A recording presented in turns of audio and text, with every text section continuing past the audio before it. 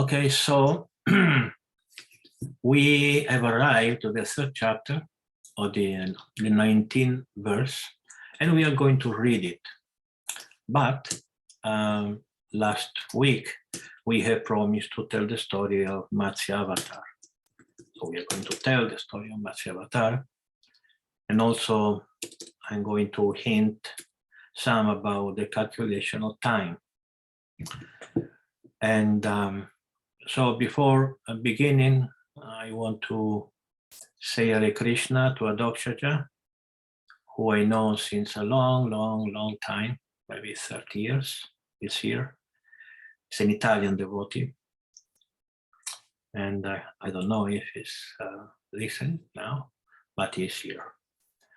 Anyway, so we are going to read now the verse 1-3-19, but before, as always, we had to offer our humble obeisances to our spiritual masters and our deities.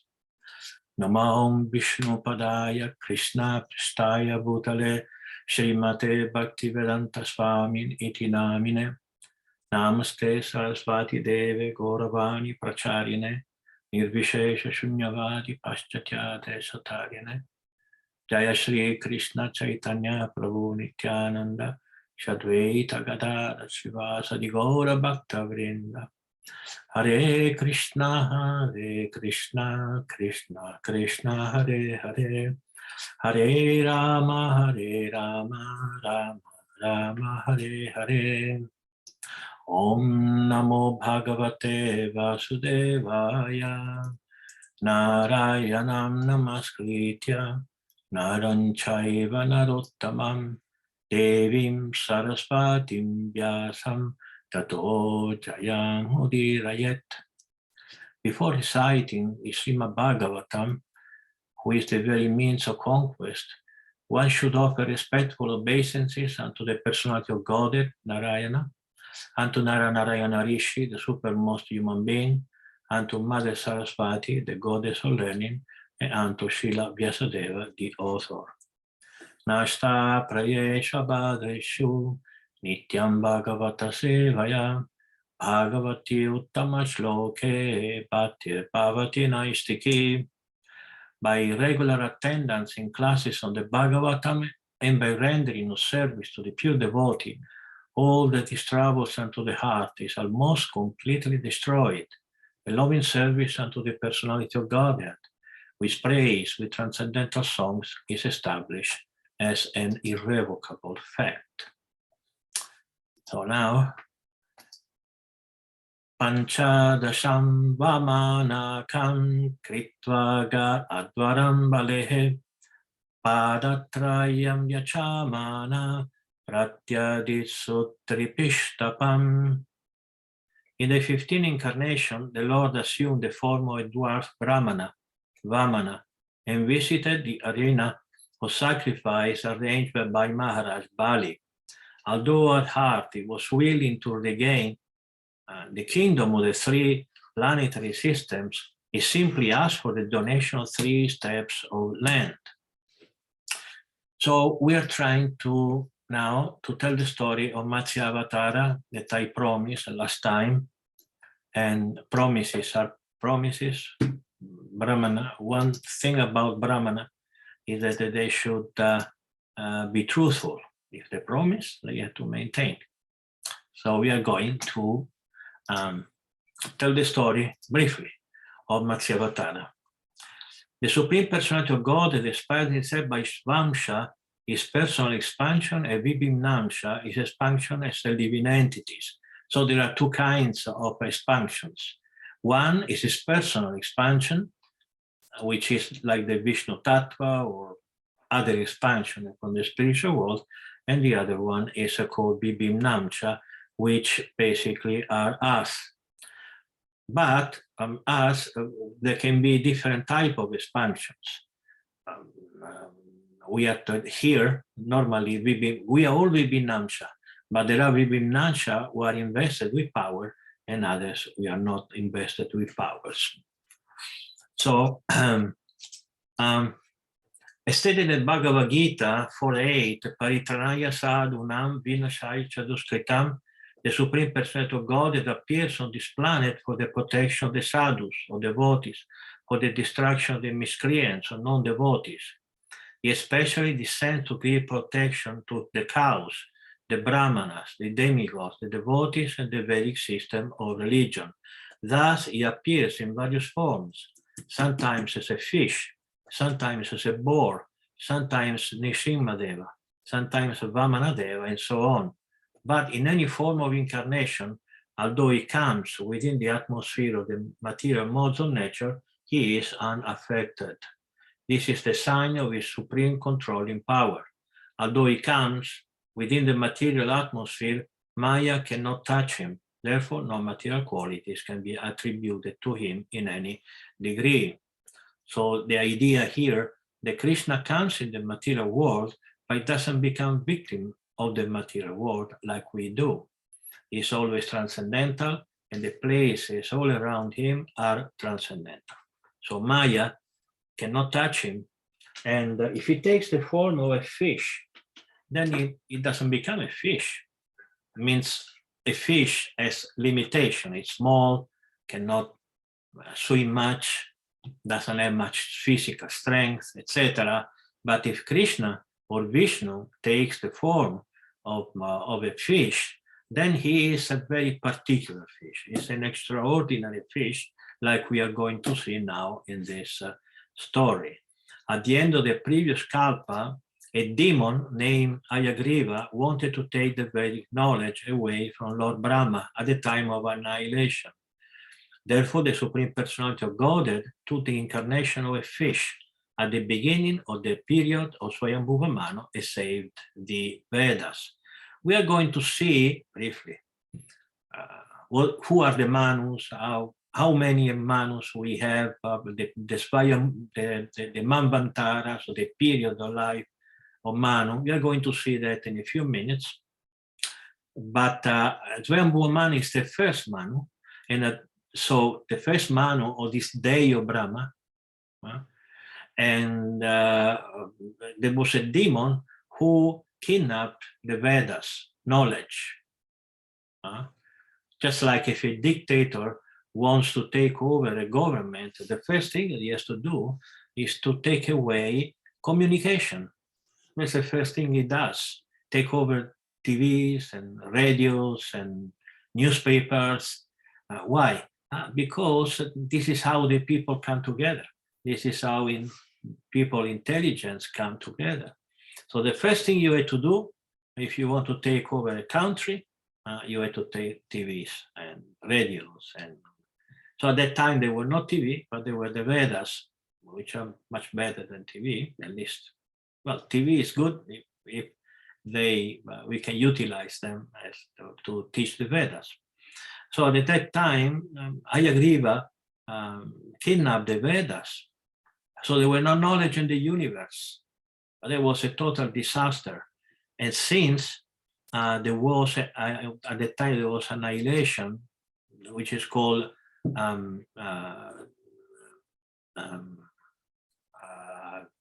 doesn't come to me the word. Anyway, there was a partial destruction of the universe. Then he became a fish and he saved the Vedas. During the reign of Chakshusha Manu, there was a king named Satyavrata, who was a great pious ruler. To save him, the Lord appeared as a fish incarnation for the second time.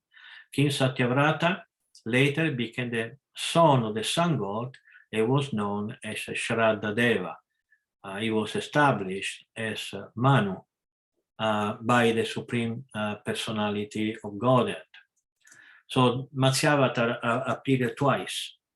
Once at the beginning of Swayambhuva Manu period of time, and the second time during Chakshusha Manu. And we are going in a few minutes to see the difference between these two periods. So at the time, there were he didn't kill any demon, but just saved the humanity. He saved knowledge also, mainly.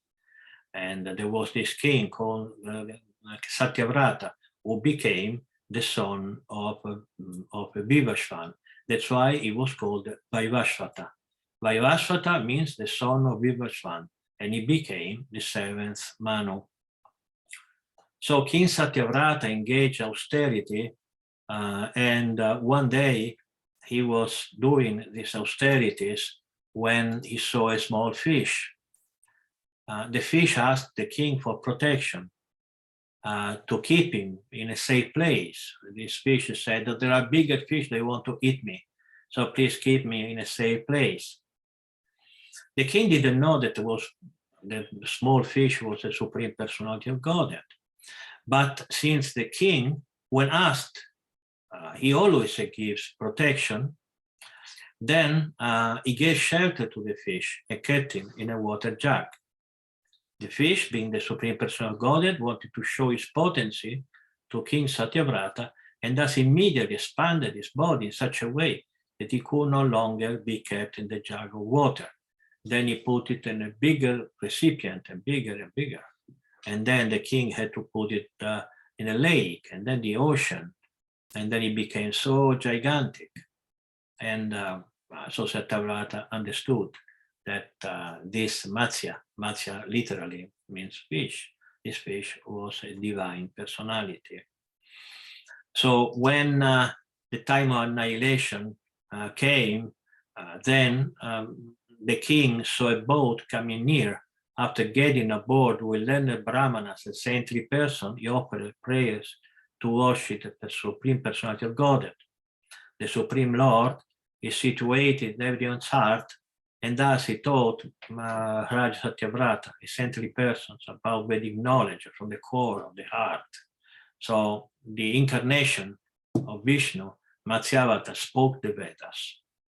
King Satyavrata took his next birth as Vaivasvata Manu, as mentioned in the Bhagavad Gita.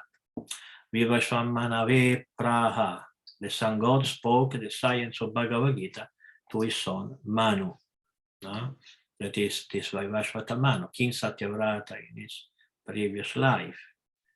And therefore is called Vaivasvata Manu. So let's take just a couple of minutes, maybe 3, discussing, giving you some hint of division of time. And this is very technical, and there are a lot of numbers. Probably, unless you really seriously write it down, you're not going to remember anything. But I think that even if you're not going to remember much, but it's important to hear. So Brahma lives 100 years. According to some Purana, he lives 104 years, but still is 100 years. Brahma's 100 years are not our 100 years, are much longer. So just imagine that one day of Brahma, just one day of Brahma, is the last a Mahayuga. Okay, a Mahayuga means the cycle of the 4 yugas. Then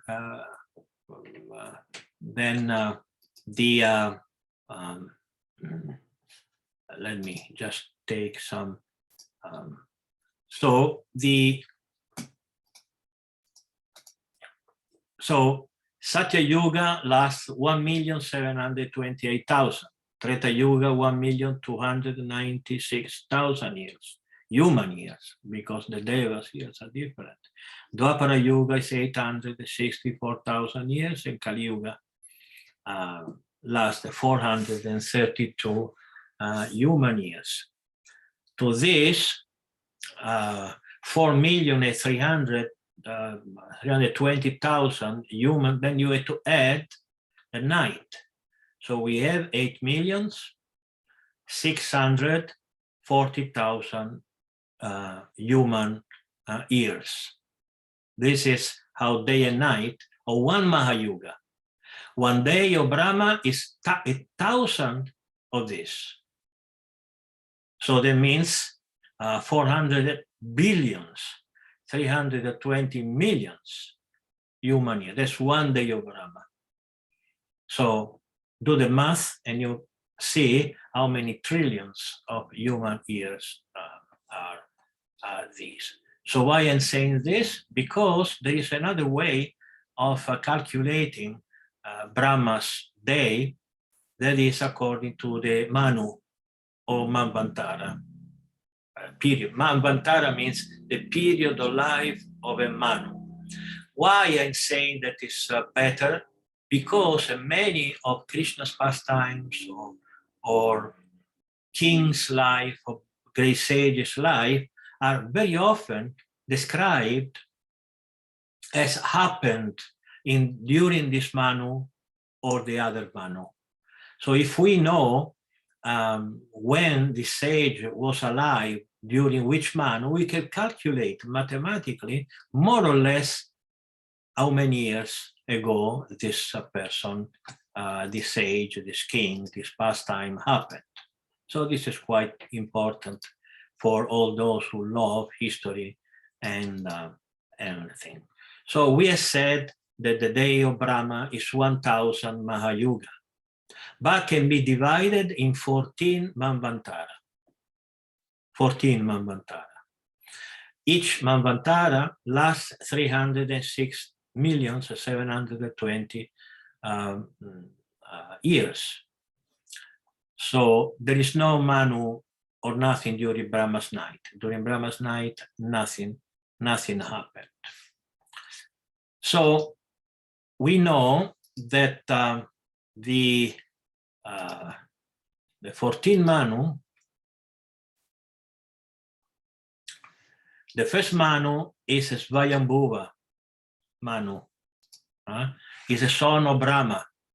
Svayambhu is one of the name of Brahma. Svayambhuva means the son of Brahma.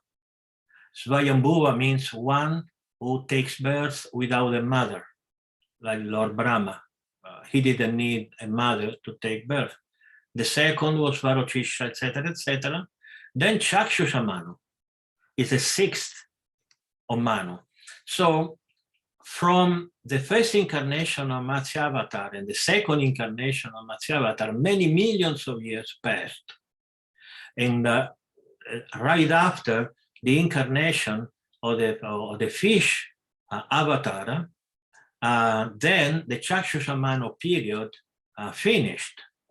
And King Satyavrata became Vaivasvata Manu, the son of the sun god, Vivasvan, which is the seventh Manu. Okay, so this is some Vedic mathematics. I don't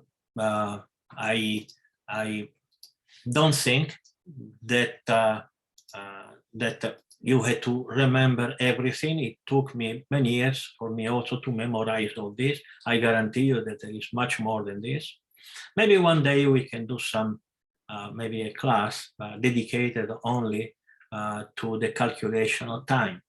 It's complicated, it's long, but it's very beautiful for all those who are in love with philosophy and the history.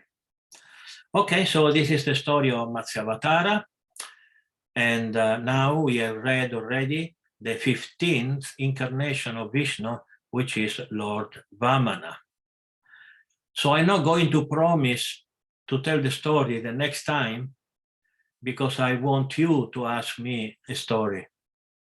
So if you will ask me the story of Vamanadeva, next time I will tell you, otherwise I will not. But be sure that while we proceed with the Bhagavatam reading, we are going to find Vamanadeva again. So let's go to the verse number 20, if Bhakta Andy, please can read it. Yes. So it says, in the 16th incarnation of the Godhead, the Lord, as Brigupati, annihilated the administrative class, Kshatriyas, 21 times, being angry with them because of their rebellion against the Brahmanas, the intelligent class. Yes, remember that in Sanskrit there is no accent, so Brigupati. It's no accent. It's not Brigupati or Brigupati or Brigupati. No, it's Brigupati. There is no accent in Sanskrit. So Now, this Brigupati is Lord Parashurama. Lord Parashurama is a long story, beautiful story. And he killed 21 generations of Kshatriya because these were very sinful. First of all, they killed his father, but then he continued to kill them, all of them, because they were very sinful. Then after many years, the Kshatriya ladies, they wanted to restart the Kshatriya class. They united with Brahmanas, and then very high class of Kshatriya came into being a mixture of Kshatriya qualities and Brahminical qualities. And of course, we are going to tell the story of Parashurama one day. So please go on.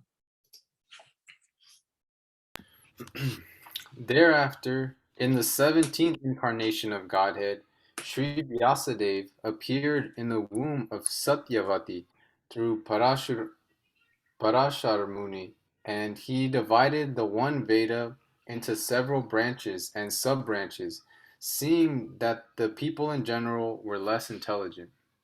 Yes, yes. Every Mahayuga, there is one Vyasa. Why? Because the Vedas, or transcendental knowledge, are taught by gurus and disciples by oral communication. They speak, he who hears remembers, while we don't remember, like a few minutes ago I forgot the name Pralaya, which means devastation or destruction of the partial or total of the universe. We just forget because this is Kali Yuga. But during Satya, Dwapara, Treta Yuga, which is the normal proceeding of the eras, only in this Mahayuga we have Satya, Treta, Dwapara, and Kali Yuga. Otherwise, it's Satya, Dwapara, Treta, and Kali Yuga. Because in this Mahayuga there is an overlapping of yugas. So so why the Vyasadevas appears only at the end of the third age? Because they are very merciful, and they know that the people in Kali Yuga won't understand. And for 427,000 years, there will be only barbarians. You say that? Barbarism. Barbarianism? Barbarianism. Only barbarianism. Because knowledge is what makes a man a man. Otherwise, you are a barbarian. Without transcendental knowledge, without not only transcendental knowledge, but knowledge in general, you are a barbarian. You cannot build up a society without knowledge. So Vyasadeva appears, and this Vyasadeva is called Krishna Dvaipayana. Every one of you who have read the Mahabharata, you should have at this time, or we are going very soon. We have published the Mahabharata now in 3 languages. We know how Srila Vyasadeva appeared as a son of Parashara Muni and Satyavati. The reason why he is called Krishna Dvaipayana is that he was very dark. His skin is very dark. And Dvaipayana means Dva, 2, and Payana means water. So he was born in an island in the middle of the Yamuna. And that's why he was called Krishna Dvaipayana. And Vyasa, because he arranges. Vyasa means someone who cut and put together. Vyasa. V means to cut. Okay? Asa means knowledge. Cutting to put it together. So Vyasadeva is the one who arranges the Veda in such a way that we can understand it. Because it was too concise, the first Veda was the Yajurveda. And then he divided into 4. and he divided each Veda into 4 sections. So we have 16 chapters of the Vedas. And then he understood that the people in Kali Yuga won't understand even that. Then he wrote the Purana, and then they wrote the Itihasa, like the Mahabharata and Ramayana, the Purana, like the Bhagavata Purana, the Srimad-Bhagavatam, and all other scriptures, just because they loved us. See how merciful they were. Okay, so this is the end of Vyasadeva. Is a Jiva Tattva. It's not a Vishnu Tattva, but it's a Shakti Avesh Avatara. Avesh means this is a vesh, you know, a jacket. A means on. When someone puts something else on himself that doesn't belong to me, this is a Shakti, means energy or power or capacity. Avesh, given. Avatara means an incarnation, because he has a son of the Supreme Lord's power. And Srila Vyasadeva was a Shakti Avesh Avatara for writing and arranging and teaching transcendental knowledge. Okay, so please go on.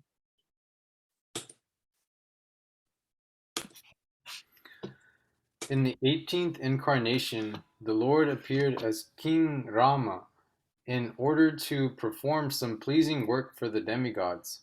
He exhibited superhuman powers by controlling the Indian Ocean and then killing the atheist King Ravana, who was on the other side of the sea. Who has read the Ramayana? Or your Ramayana. Okay, but in Rosalind, I think Ishwari also must have read it. Cassandra también. Shashidara, did you read the Ramayana? I did not read Prabhu, but I saw the movie of it. The movie, okay. Yeah, in my language. You are Indian, so you know the Ramayana. Yeah. Yeah, you must know. Okay, so Lord Rama came here for several reasons. One reason was, of course, to kill the demons, the Rakshasas, but not only, also to give the principal religion for that time. Lord Rama appeared during Treta Yuga, and in the Veda for the Treta Yuga, or the Itihasa, the simple Veda for the Treta Yuga, was the Ramayana written by Valmiki. And Valmiki was one of the Veda, or the Vyasadeva of a past Mahayuga. So the story of Lord Ramachandra, we like to call him Ramachandra because our spiritual master like to call him Lord Ramachandra. And yes, we love this story. It's one of the most beautiful stories that human has, and there should not be no human being who says to be human that have not read the Ramayana. Everyone should read the Ramayana. Okay, and there are, of course, a lot of philosophical teachings. It teaches us how a king should be. And you may say, well, we are no monarchy today. We have democracy. Okay. Well, I tell you one thing: if there was one Lord Rama now, I would very gladly exchange democracy for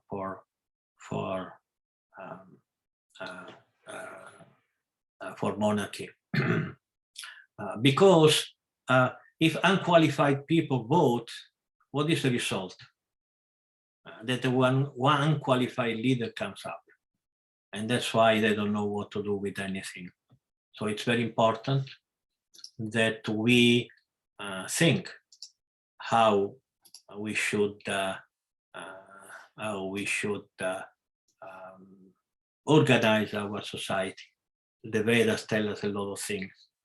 Of course, monarchy is not a good system because we have no good king. If you don't have a good king, you don't have a good government. But still, the principle should be there that people should qualify themselves to be leaders. Srila Prabhupada, by coming here in the West, wanted us to become brahmanas.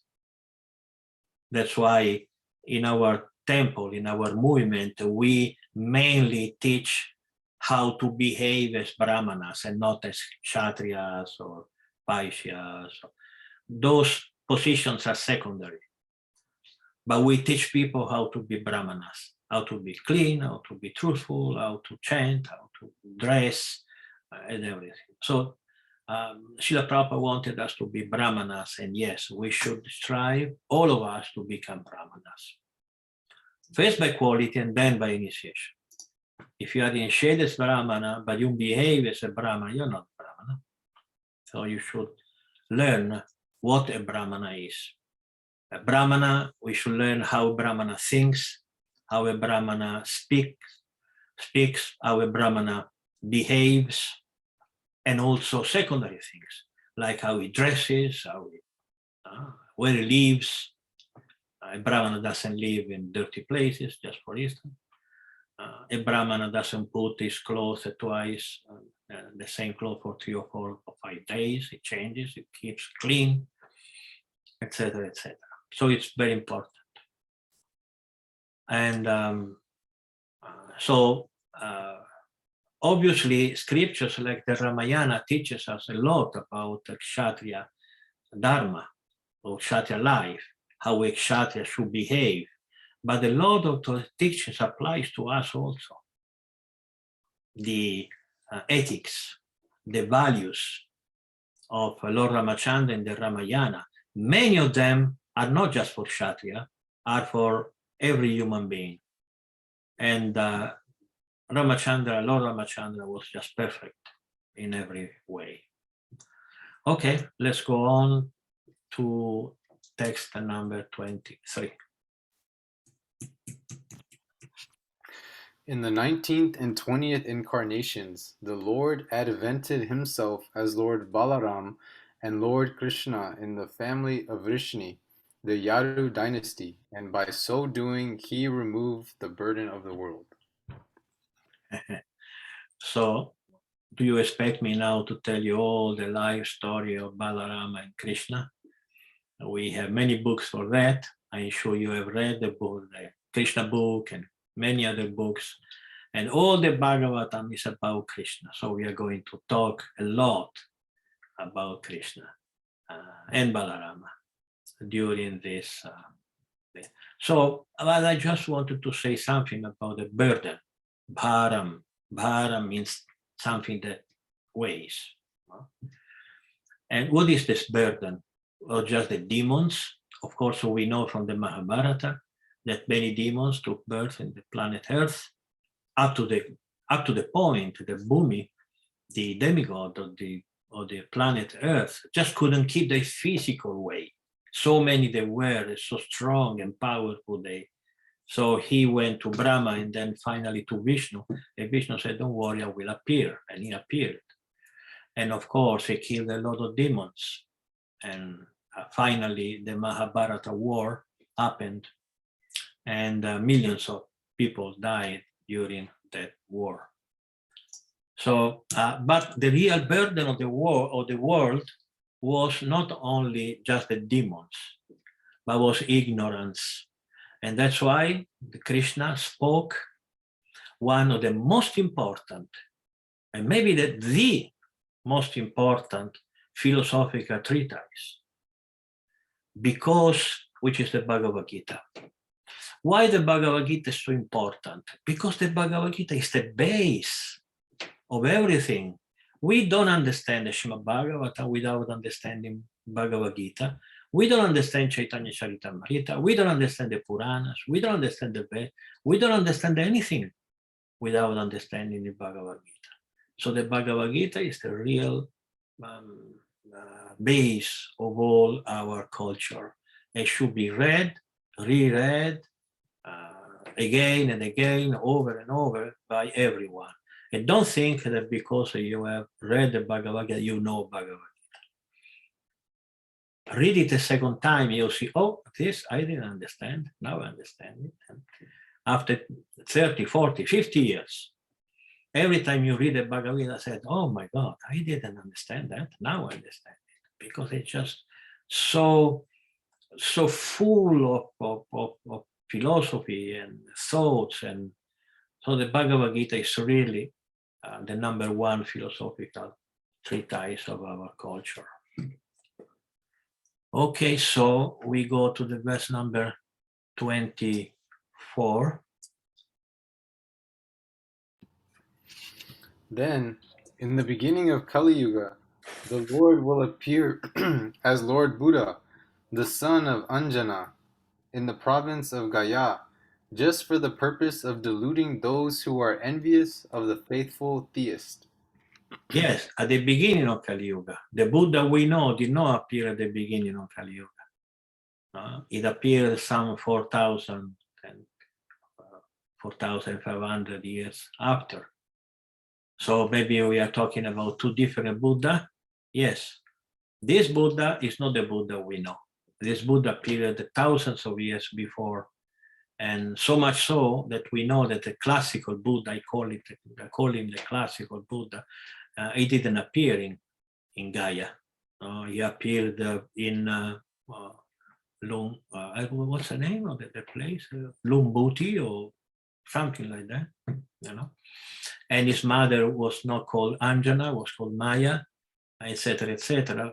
But we know that this Buddha that is famous as the Buddha, he got his revelation or his realization in Gaia. So why he went in Gaia in India? Why did he do that? Because Gaia was the place of Lord Buddha, Lord Vishnu's incarnation, thousands of years ago. And so this is a very important incarnation. Of course, we know that Buddha, both Buddhas, the Vishnu avatar and the Buddha we know, they condemned the use of animals during sacrifices, and they taught the philosophy of ahimsa, which means not violence, that we should not eat animals because we don't need to eat animals. And we are the proof, the living proof. Look at me, 49 years without eating meat. I'm still alive. So don't believe to doctors who tell you, oh, without eating meat. That's false. It's just not true. You can live comfortably by being vegetarian. And about the Buddha, I think that last week I said something about the Buddha. Do you remember that? Did I do that or not?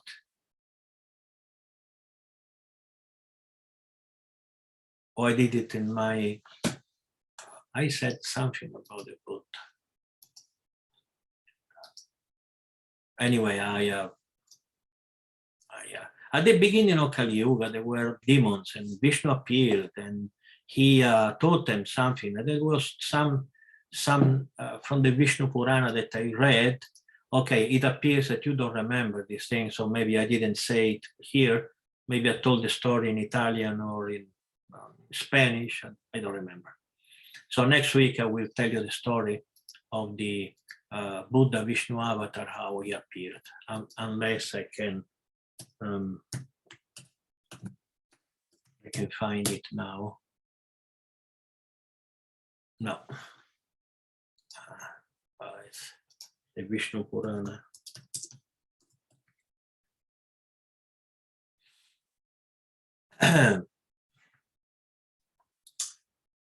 Yeah. Okay, here it is. Here it is. Okay, this is a very short, I say, part of the Vishnu Purana that you find in the third book, 17th chapter, where Parashara Muni says the story of the battle between demons and devas. Defeated in battle by the demons, the devas sought shelter from Vishnu, who granted them their desire. The Lord emitted from his body an illusory form, which he gave to the Vedas, saying, "This deceptive vision shall wholly beguile the demons. so that, being led astray from the path of the Vedas, they may lose their strength. Anyone, God, demon, or others, who shall oppose the authority of the Vedas shall perish by my might. Go then, and don't fear. Let this delusive vision precede you. It shall this day be of great service unto you, O gods. This illusory form came to earth and preached the two deviant renunciants. They would be called Arata, forming the base of Jain religion. Then the illusory form of Vishnu, dressed in red, and told those who deserted the Vedas to stop killing animals. While teaching them a false philosophy, he repeatedly said, Buddhyadvam, which means know or learn.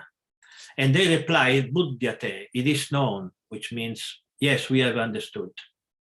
In this way, they came to be known as Bauddha or Buddhist. Okay? So this is how the Vishnu avatar appeared. And so it might not be so clear to you why, or maybe it is, but I will explain it anyway, why he preached the false philosophy. Because there were this battle, okay? Any person who follows the Vedas becomes strong. So Vishnu said we had to make the demons weaker.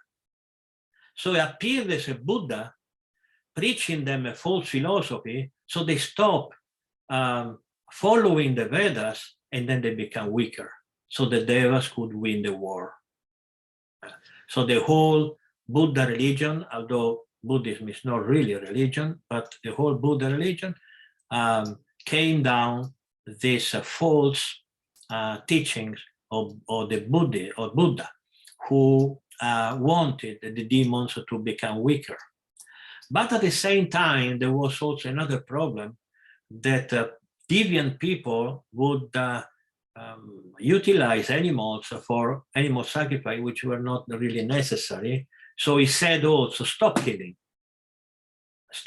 the animals. Forget about the Veda. The Veda tells you to kill animals in sacrifice. Forget the Veda, forget the killing, everything. So not only he made the demons less strong, but also stopped the killing of animals. So this is the story of how Buddhism came to be according to the Vishnu Purana. So now we are approaching 1 hour, which is when we stop reading. Maybe we can read the other 2 verses and then we open the gates for questions that I hope there will be many. Okay, so the text number 25, please.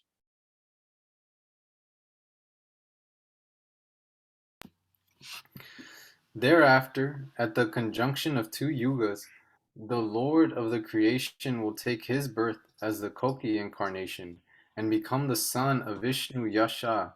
At this time, almost all the rulers of the earth will have degenerated into plunderers. Yes, this is the end of Kali Yuga. At the end of Kali Yuga, a Vishnu avatar. Some authorities say the Kalki is not a Vishnu avatar, but it's a Jiva Tattva, a Shakti Avesha avatar. Whatever it is powerful enough to make such a killing. The Kali Yuga started to end. So after Kali Yuga, there is no immediately a Satya Yuga. There is an ending of Kali Yuga, and there is a beginning of Satya Yuga, and then comes Satya Yuga.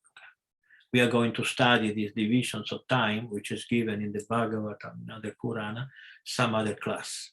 There is a Sandhya and Sandhyamsha. Sandhya means the beginning, and Sandhyamsha means the end.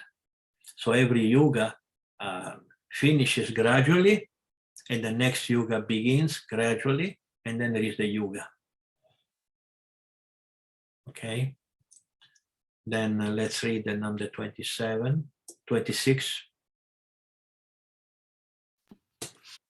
O Brahmanas, the incarnations of the Lord are innumerable, like rivulets flowing from inexhaustible sources of water.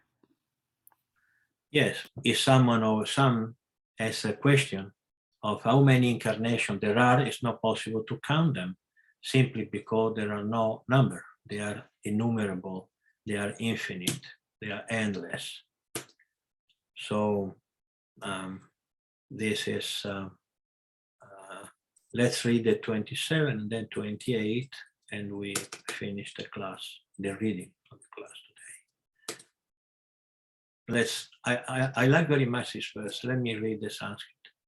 Rishayo manavo deva manuputra mahaujasaha kala sarver harir eva sapra saprajaha pataya smritaha. Yes, please read the translation. All the rishis, manus, demigods, and descendants of Manu, who are especially powerful, are plenary portions or portions of the plenary portion of the Lord. This also includes the Prajapatis. Yes, as you can see, there are many different incarnations of many different types. Of course, at the beginning, we hinted to Swamsha Vibhimnamsha, which is a first categorization of the Avatara. The one, it comes from the Supreme Personality of Godhead personally, or one of his expansions like Vishnu. And then there are the Jivas. We are Vibhimnamsha.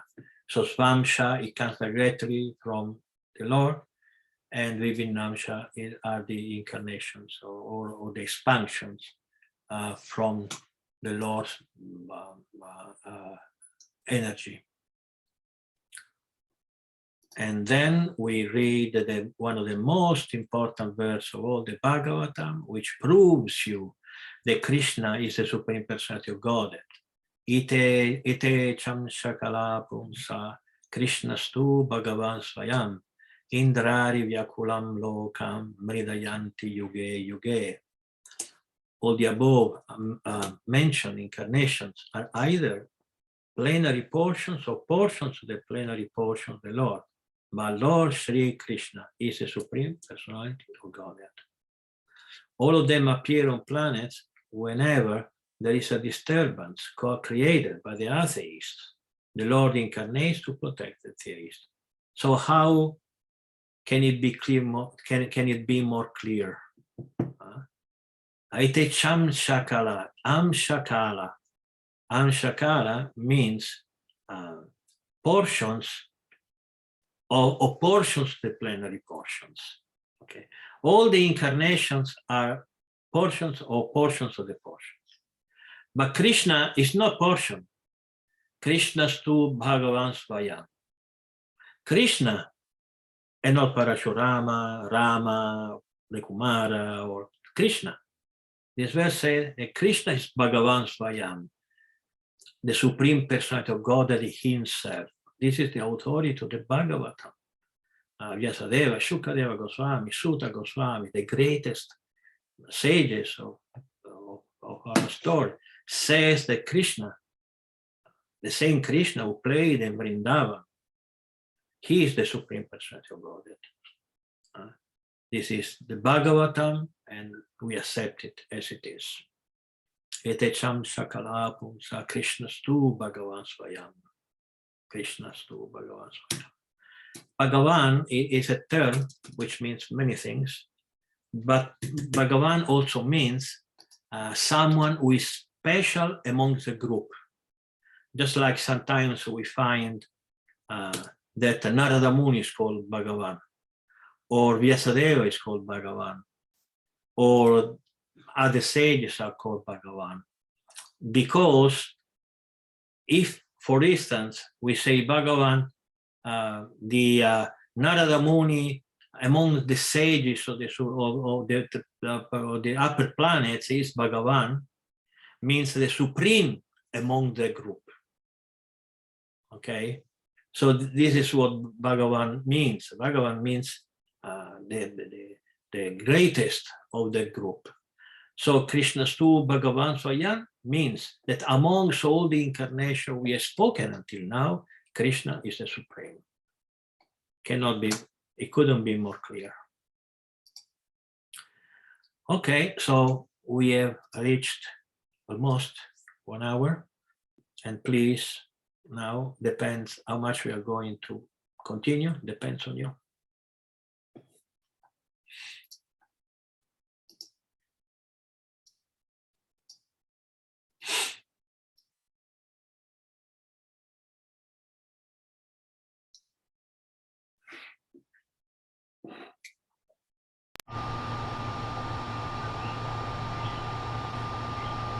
Ecco qui. Hare Krishna. Arrivo. Hare Krishna, Guru Maharaj. Please accept my humble obeisances with all the glory for Srila Prabhupada. In the verse 26, it says that the incarnations of the Lord are innumerable. And I was wondering if it is proper to consider the manifestations of God in other religions to also be Krishna. Is that a clear? I don't think I need to elaborate more on that question. No, it's clear enough. Yes, yes. Well, let's see how to answer, because there are many different ways to answer this very nice question. The first answer that we can give, the first thing that comes in my mind, is that what a person should be allowed to talk about, how a serious person, an authoritative person. I think that a person who speaks about things he doesn't really know, it's really silly, you know, because you don't know so much. Why you talk? Why you want to give the impression to people that you know everything of every religion or every philosophy, or if you don't know? So we have been trained by our spiritual master in Bhagavad Gita, Srimad-Bhagavatam, in the Vedic knowledge. So we can be somewhat authoritative in this. We have not been trained in Christianity, although I was born in Rome, more Christian than Rome. There is no other city, okay? In Rome, you cannot walk half hour without meeting 5 or 10 churches. Still, since I think that want to learn something so serious as a religion or a philosophy or a science, you need a teacher. I didn't have a teacher. I didn't have a Christian guru who taught me about Jesus Christ or taught me about their history or nothing. I met a lot of people, a lot of priests, a lot of people told me so many, but they were so unconvincing, so unauthoritative, that at this point, I think that although I grew up in a Christian atmosphere, I don't really know it well, you see. Especially watching how my so-called fellow Christians, meaning I born in a Christian society, how they behave. I really wonder if there is anybody who knows what Christianity is, because that cannot be Christianity. Christianity cannot be going to mass in Sunday, half hour, 1 hour, you come out, you are exactly the same. Christianity cannot be, I can do whatever I want because Christ died for me in the cross 2,000 years ago, so I'm saved. Oh, I don't need to understand because Jesus talked to me from the heart, etc., etc. I think all these things are just not Christianity, are just unbelievable, foolish things and understanding of what a religion should be. Because religion comes from God. A religion should be, the source of a religion should be God. It should be given to gurus, qualified gurus. Was Jesus Christ qualified as a guru? My spiritual master said yes. So I cannot say otherwise. Yes. Yes, he was qualified. But if then you ask me, okay, tell me about Jesus Christ, and no, I don't know.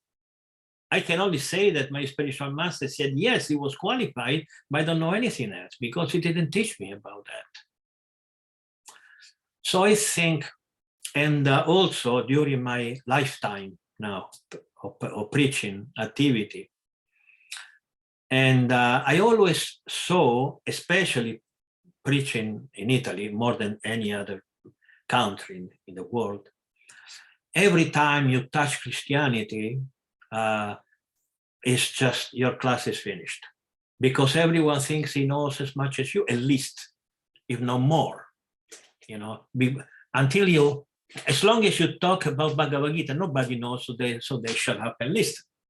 But as soon as you start talking about Christianity, all sorts of speculation come up, and you cannot get out of that, because you cannot say you don't know, because it tells you, I know as much as you. I was born in Christianity. So I think it's a very bad strategy in our preaching work to refer to other religions or other philosophies unless we know them very, very, very well. Because in that moment, we appear as not really serious persons. Again, a serious person talks about things he knows very well. And we can say that we know Bhagavad Gita. We have been reading it the whole our life. So we can say, or the Bhagavatam or the Purana, we know some Mahabharata. We know about them. I don't think I could give classes on the Bible. I don't think so. First of all, who tells me that this Bible or the words of the apostle, they are actually what they were at the beginning? I know that some people who are not qualified gurus, the first thing they do, they modify the text. So I don't know. I don't trust the Christian church to be like the original. I don't know. Maybe yes, maybe not. Who knows? I know that the Bhagavad Gita is not changed, but I don't know about the Bible. I cannot guarantee.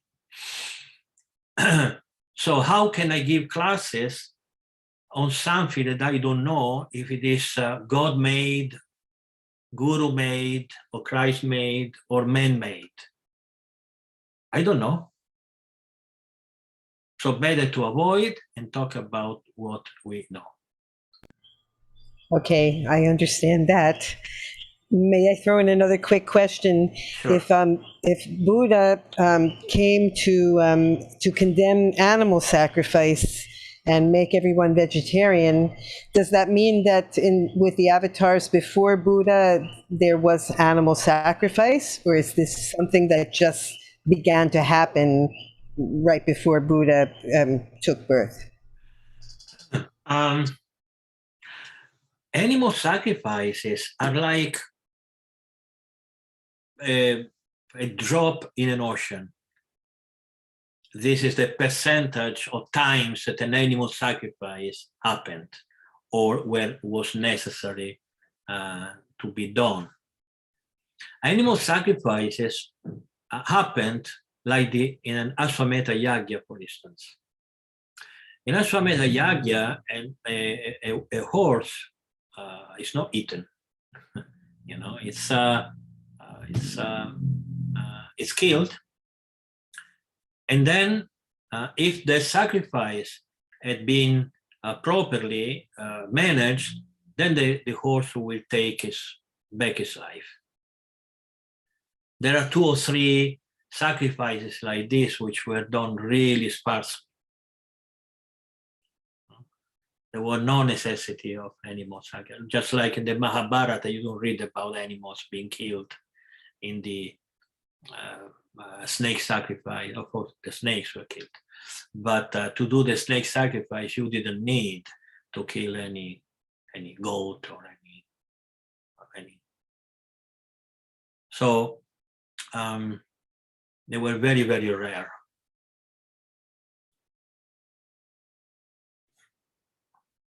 That is until the time of Buddha, because the Buddha made such a point of condemning animal sacrifice. Was it more common for some reason at the beginning of Kali Yuga?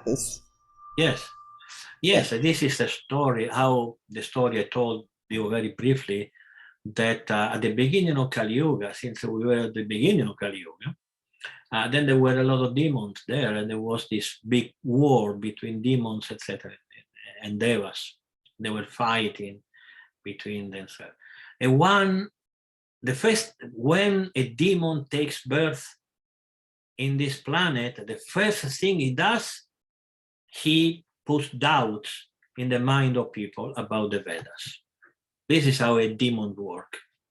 You can say that the Vedas are wrong, but people with a little intelligence, they will not accept it. But if you start to put a doubt, subtly, a doubt on the Vedas authority or the spiritual master that represent the Vedas, there is this doubt, and then they started to misinterpret the Vedas.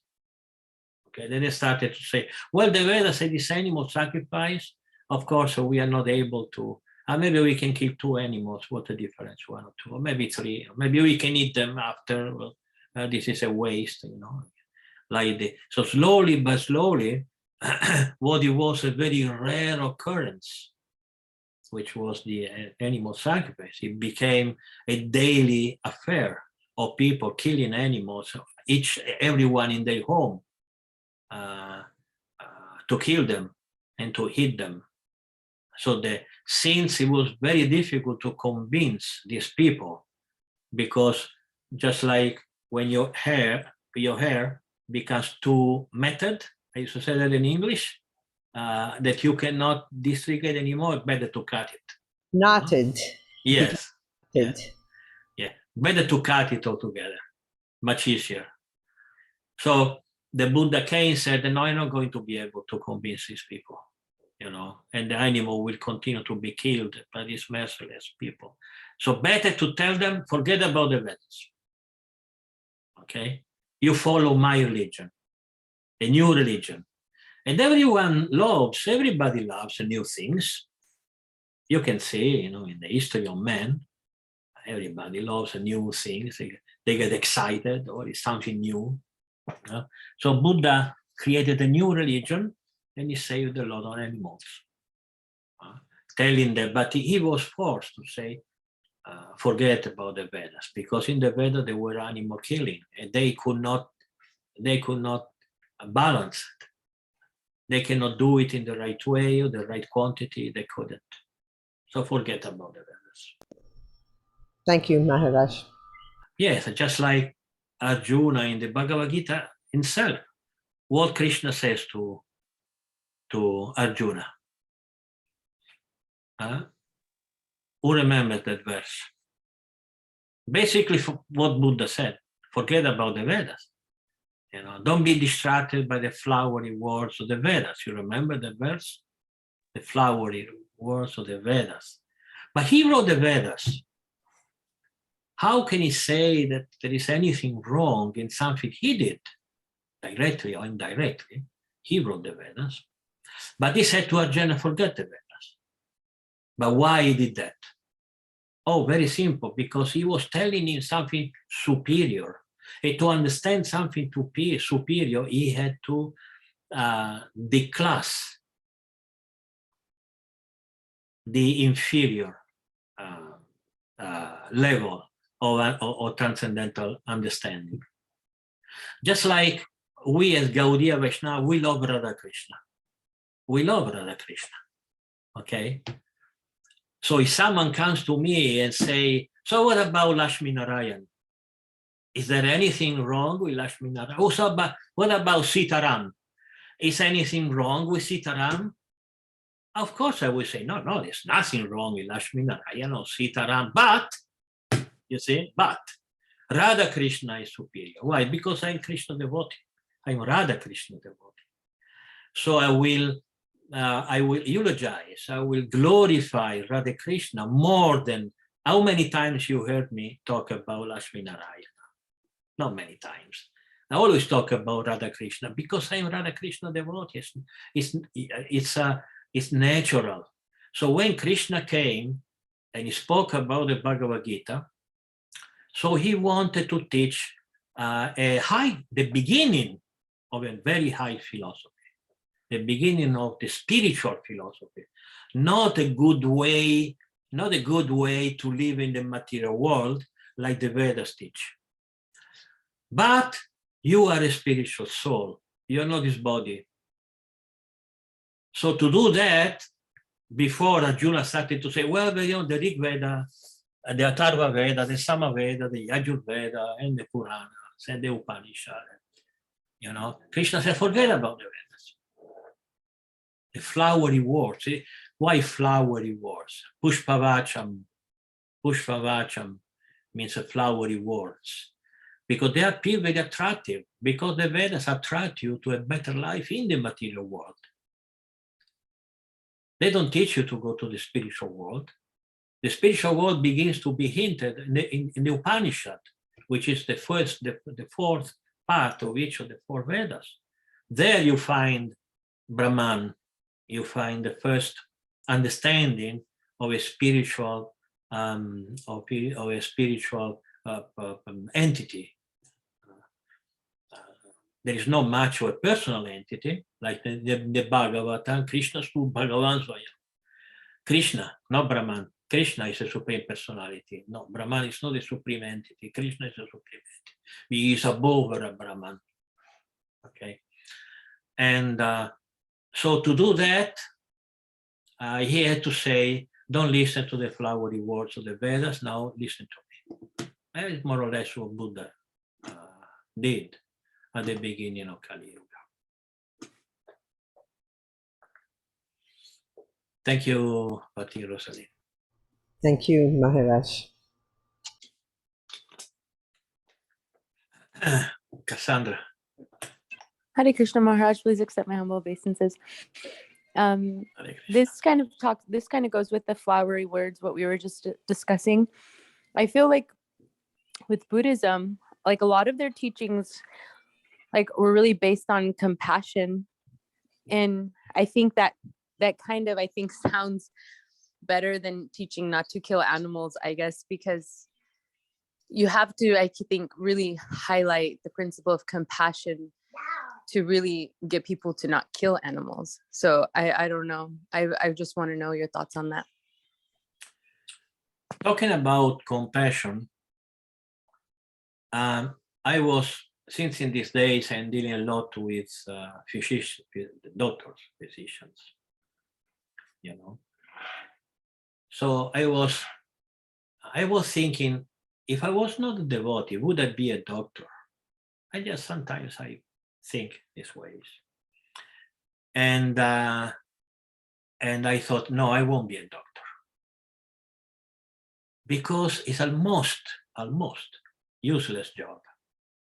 Because you are not going to save the person's life. You can make the person's life a little better. The person can live maybe a couple of days more or 3 days more, but he's going to die, 100% sure. All your patients are going to die. So what's the point?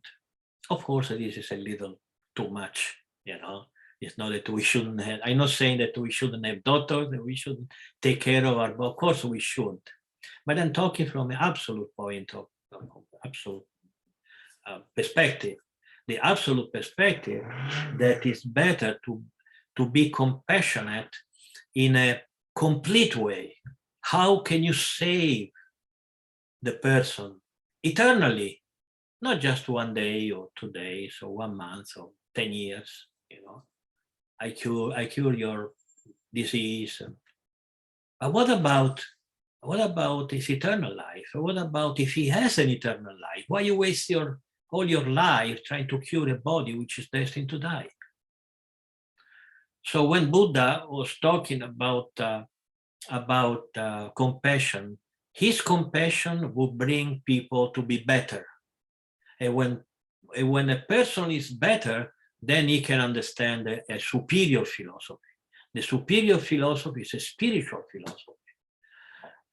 It's a philosophy where we can practice for ourselves, and we can teach others how to go back to the eternal world, where there is no disease, where there is no death, there is no rebirth, there is nothing of all this. This is a real compassion. Eternal life is the only compassion. Thank you, Maharaj. Thank you. Shashidhar? Hare Krishna Prabhuji, please accept my humble obeisance. Hare Krishna. All glories to Srila Prabhupada. So I have two questions actually. One was related to Buddhism. I think you already answered it because in Dashavatar, the ninth incarnation or ninth avatar is Buddha or Jain. So Buddhism is because is established because in order to avoid killing a lot of animals. This is what I understood from your conversation. Thank you very much for that. And the second question is coming to this Kali Yuga, when the Lord takes a form of Kalki Bhagwan, the Kali Yuga ends. So how many years is left for the Kali Yuga to come to an end? And if so, after that, is there any Yuga gonna be? Because as per the scriptures, we have known that there are only four major yugas which I know. I'm not more into it, so I just want to know more from you. Yes. Thank you. Thank you. Well, there is only one source of knowledge of how much Kali Yuga lasts. Nobody can tell you. Did you live in a past Kali Yuga, or any of us didn't live in a past Kali Yuga? So no, you know, the scriptures are wrong. The scriptures say that Kali Yuga lasts this or that. There is only the scriptures. And the scriptures are very, very clear. From the human point of view, Kali Yuga lasts 432,000 years. That's what the scriptures say. Of course, there are other numbers, because there are numbers of how much for the Devas is this number, or how much in the planet of Dhruva Maharaj, the polar star, which the time passes in a different way. You take a number and you divide it, and then you have the one day when we are going to study. It's going to be a very technical, maybe you're not going to do it, but if you want it, I can give a class on the calculation of time, Vedic calculation of time, where we can say that there are numbers that we can calculate how much the time for the human beings corresponds to the Vedas, or to the sun, or to the polar star, or to Brahma, etc., etc. So 432,000 years is how much Kali Yuga lasts. So we are 5,100 and something already passed from the beginning of Kali Yuga. So more or less we have 427,000 years before Kalki arrives. It's a long time. Yeah, thank you, Prabhuji. So the reason why I asked this question is because of this COVID and all, people are telling I'm seeing a lot of news channels especially in some Indian news channels, they're spreading Kali Yuga is going to come to an end. That's why we're getting all these diseases, and there might be going to be more diseases and all. If they think that this virus is something catastrophic, they don't know about catastrophic. They don't know about catastrophic. You know, it's going to get much, much, much better in Kali Yuga. Well, much worse, sorry. Much worse in Kali Yuga. Worse and worse and worse. And I don't know if you want to know some insight from me about this virus thing. It's revealing the madness. And I cannot find in English, nor in any language I know 3 languages quite fluently. I don't find a word to describe the madness I see. how people, they react to the virus or any other things. Like today is the 6th of January, you know, so we know what happened 1 year ago. So so while it was happening, I was watching what happened in Washington, D.C. 1 year ago. And I was watching this, I was seeing these people. I said, what's wrong with you? What's wrong with you? There is no word. Madness is not enough. There is something mystical, because it's so crazy that you cannot define it with a normal word. How it is possible that someone tells you something and you get yes, like an idiot? You have seen hundreds, thousands of idiots repeating something they didn't have any proof. Just because their life is so boring, because boring, in my humble opinion, is the only explanation. That someone is so bored with a miserable, useless life that at the end, when something comes out and gives you some excitement, then you take it. It doesn't matter what. It can be the craziest stuff you ever heard in your life. You know, like the Kennedy was supposed to come back. There were thousands of people waiting in Dallas, which is the last city a Kennedy will come back alive. You know, if you are Kennedy, you go everywhere, but not in Dallas. Okay, but there were thousands of people because some idiotic fool said that he would reincarnate and come again in his original form, something. How can you believe such a things? That's how Kali Yuga is working and killing people just because of madness, just because of madness. So I think we have to become brahmanas, intelligent. If someone tells you something off the wall, you have to make sure that they did this. You have to understand philosophy. You have to understand that. Thank you, Maharaj. You said, well said. But I just want to share this actually. Recently, my friend back home in India, like he got contracted with this COVID and all, and he doesn't eat meat. When he consulted a doctor was telling like, you need to have protein more, and you need to eat eggs, you need to eat fish, and all these things. So, what is this? A guy who doesn't eat a meat, they're forcing to eat. What is this going on? So I was really shocked. What's going on? Person doesn't eat a meat, and how come they're forced to eat a meat? Well, it's a trap. It's a trap. There are Yeah, that's physicians. really insane. Yeah, there is doctors who are supposed to be doctors. But after all, a doctor is just a man who went to school, that's all. It's not that it became, because he's a doctor, he's intelligent. He may be a very stupid doctor. So how can we, what do I advise? I'm not a doctor. I cannot tell you, take this medicine, don't take the other medicine. You know, if you are ignorant in something, just like when I wanted transcendental knowledge, I went looking for a guru. I didn't go looking for a professor of chemistry. I went to a guru. So if I want to know about medicine, I may not trust him, but I had to trust the doctors.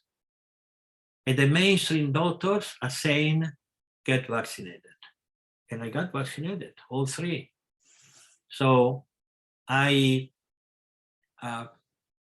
but bored people, they took this and it's okay. Now we have something to talk about. Now we have enemies, those who tell you to get vaccinated against us without getting vaccinated. Maybe we can have I don't know any football. You call it? Tell me 2 football teams here in America. Very important. I don't know. the San Antonio Spurs. It's a football team. No. Anyway, they fight for anything. They would fight for sport. They would fight for politics. They would fight for philosophy. They would fight for religion.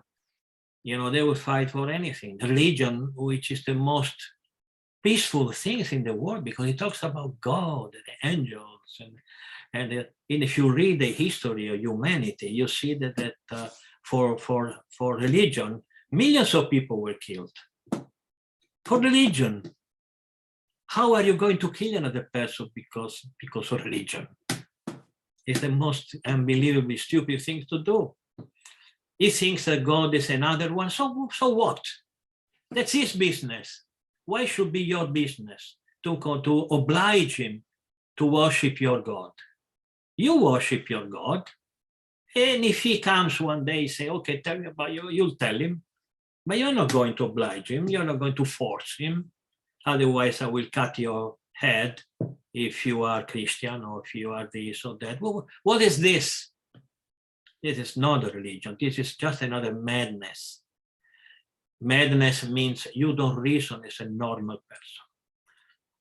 So I think we have to, although we may not trust them blindly, I think we should follow the mainstream medicine about this virus and protect yourself by wearing mask, by taking your vaccine and everything. You don't want to? Well, that's your business. Anyway, this is not Bhagavatam. I don't know why I said that. Anyway, Hare Krishna. Thank you, Maharaj. If there is any, but tell your friend not eat eggs. They don't do anything. Tell your friend to get vaccine. I told him there are a lot of vegetarian foods where you can get protein.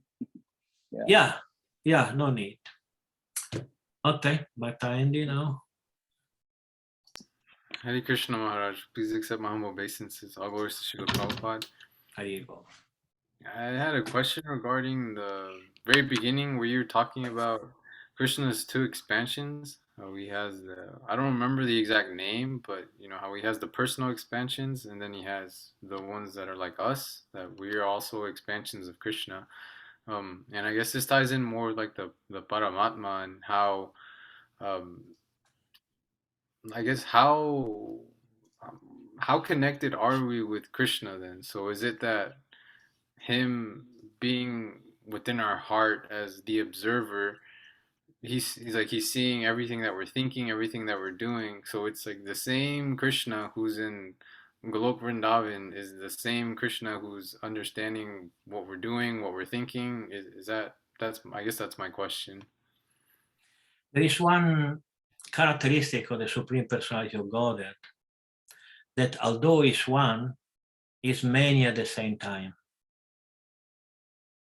While he plays with his friends in Goloka Vrindavan, in the spiritual world, he is conscious through his agent of everything happening. Can Krishna of Vrindavan, Goloka Vrindavan, know what you are thinking now? Yes, he can.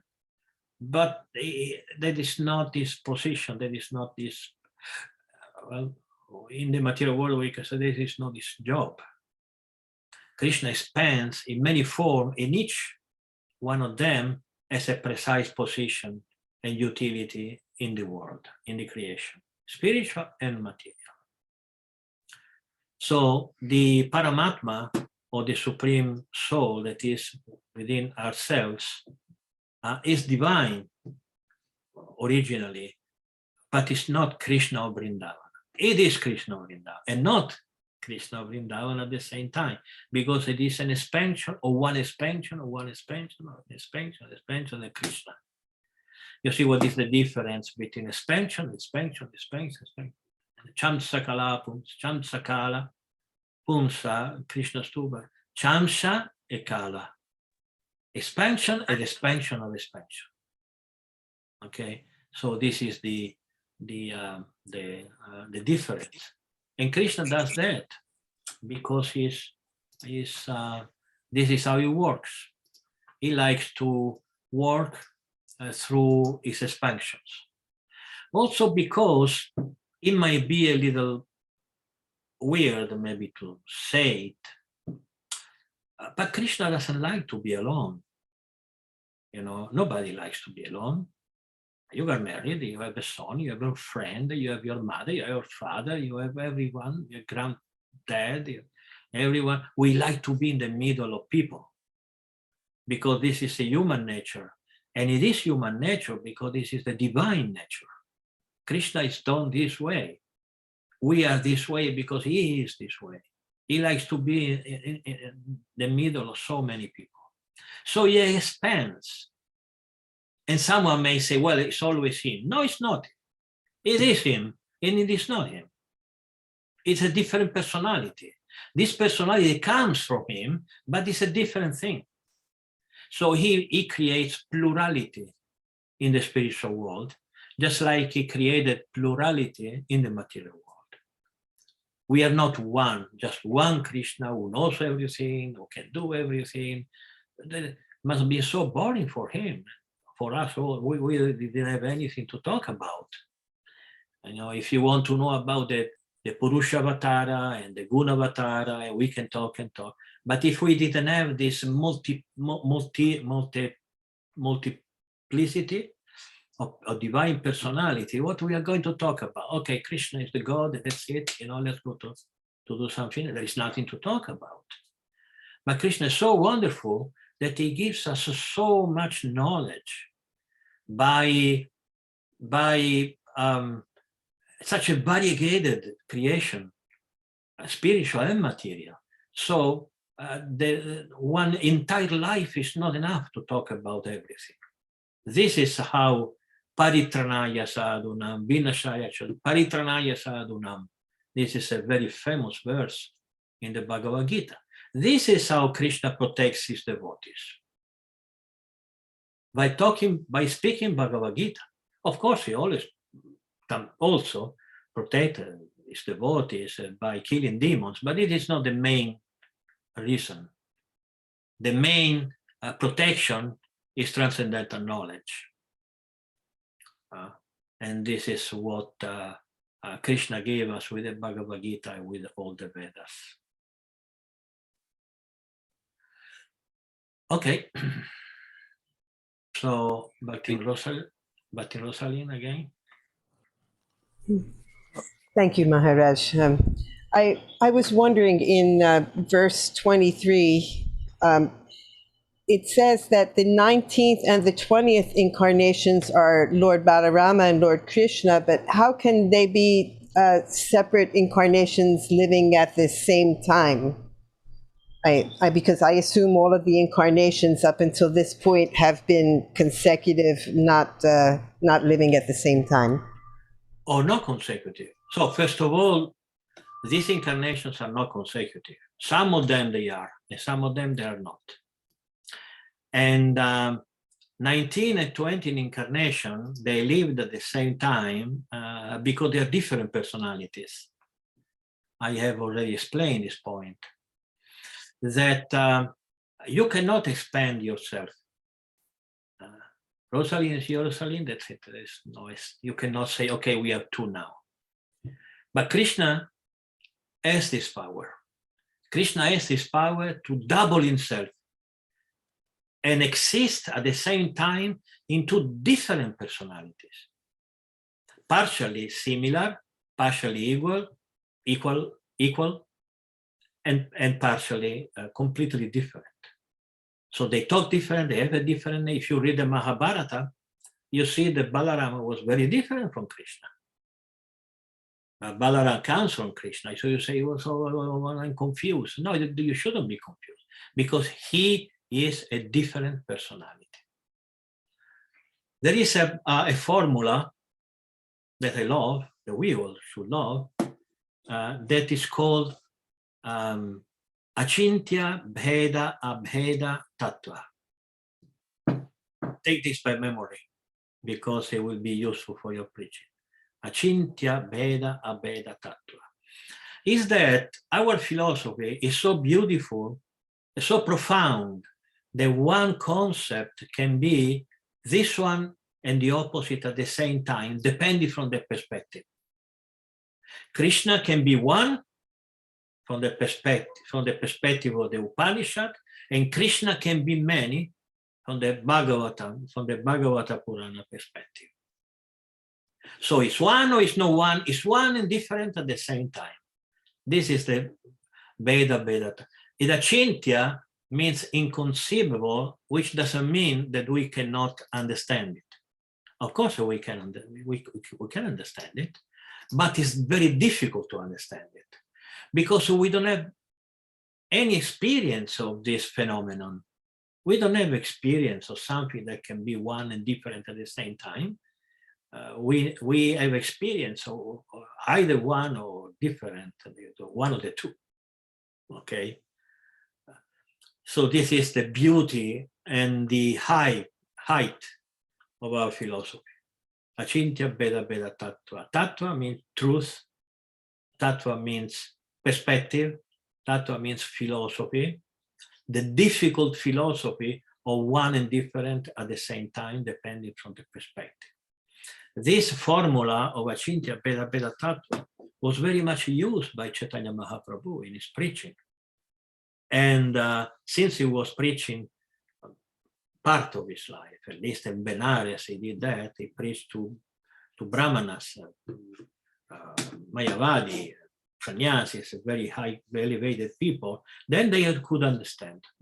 They could understand this formula, one and different at the same time. So Krishna and Balaram, they're one and different at the same time. That's why they can live at the same time in the same moment and do different things. Balarama was white, not really white, it was crystal. This color was crystal.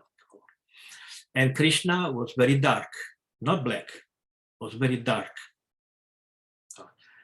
So Krishna was Arjuna's friend. Balarama also was Krishna's friend, but also he had other friends. One of his disciples was Duryodhana, and Duryodhana was not very friendly to Arjuna. So Balarama was very fiery, and Krishna also was fiery, but a little less.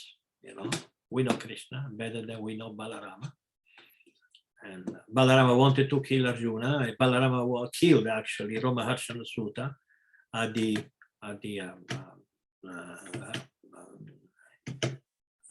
forest of Naimisharanya. You see, all these things are part of the characteristic of personality. And if you take each of the personality, transcendental personality that we know in the spiritual world, and we study them, you see that they are different.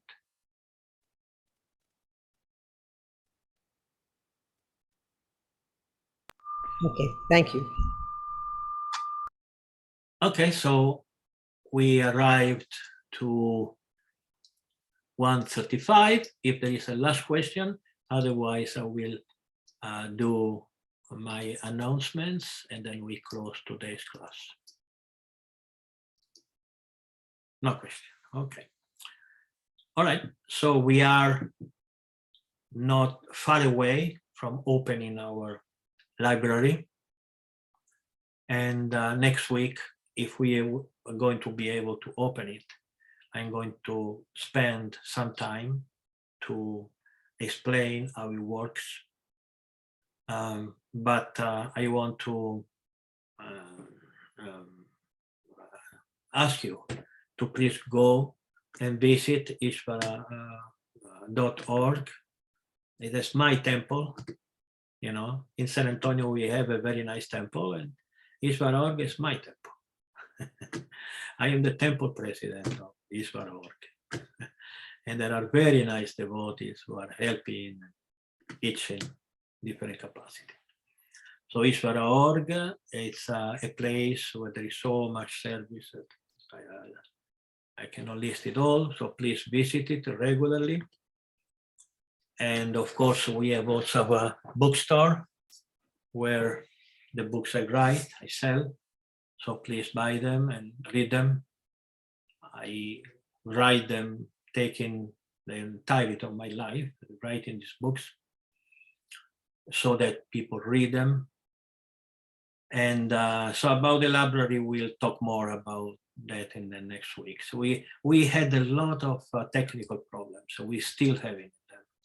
So if anyone wants to reach out and give a hand, is very much welcome. I also want to thank Matti Rosalind and others who sent me the nice, generous and donations, which is important because technology unfortunately costs. And well, basically that's it.